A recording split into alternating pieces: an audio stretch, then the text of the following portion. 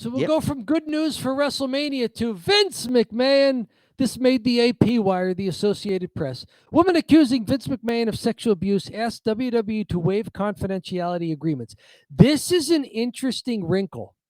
Why would the WWE waive confidentiality? Like, they're not asking Vince McMahon to waive confidentiality.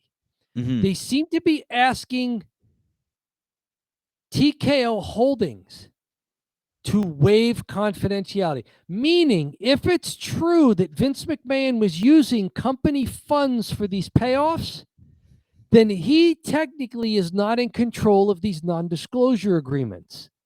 The company is. And so the plaintiff in this suit is trying to play the card onto TKO Holdings like, hey, do you want this to go away? Do you want to be rid of this story and to distance yourself from it as completely as you can?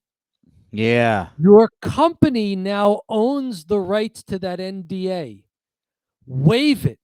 Let people testify and show that you guys want no part of what Vince McMahon was involved in.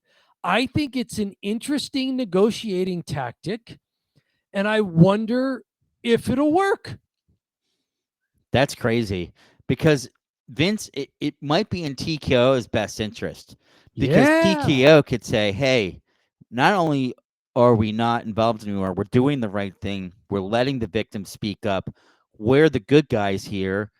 Go get Vince. And it's the reason to protect Vince. And then that, I'm sure there's a lot in there with the confidentiality agreements that are just nuts.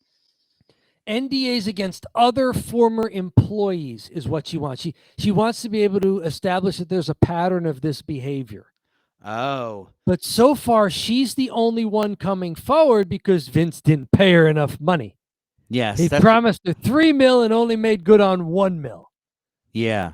So, and even if they get those NDAs removed, then it's going to be a free for all. The women are like, yeah, I signed an NDA, I got paid, but this is what happened, And I don't think the public's going to think too poorly about that, right? They're going to be like, okay, if you don't have, you want to tell the truth, tell the truth. Why not? This comes from one of Janelle Grant's attorneys, Ann Callis. If WWE and its parent company Endeavor are serious about parting ways with Vince McMahon and the toxic workplace culture he created, their executives should have no problem with releasing former WWE employees from their non-disclosure agreements. This is the first step to rehabilitating a company that covered up decades of sexual assault and human trafficking. So yes, this is them trying to play who's left at the publicly traded corporation against Vince McMahon. Seems like a good negotiating strategy as long as the truth gets out. If people were harmed, then if this is the way for them to get some, I don't know. I mean, there's no way to undo an assault. Yeah, but right. If this is a way to, publicize this enough where it acts as a deterrent to it happening again. Yeah, it could be a deterrent for things in the future because honestly, it was happening as early as 2 years ago. It wasn't like something that was happening in the 80s and then just totally dropped off and stopped. It's like, no, these accusations are like 2 years ago. It's nothing like that. So it started in the 80s, but it's continuing.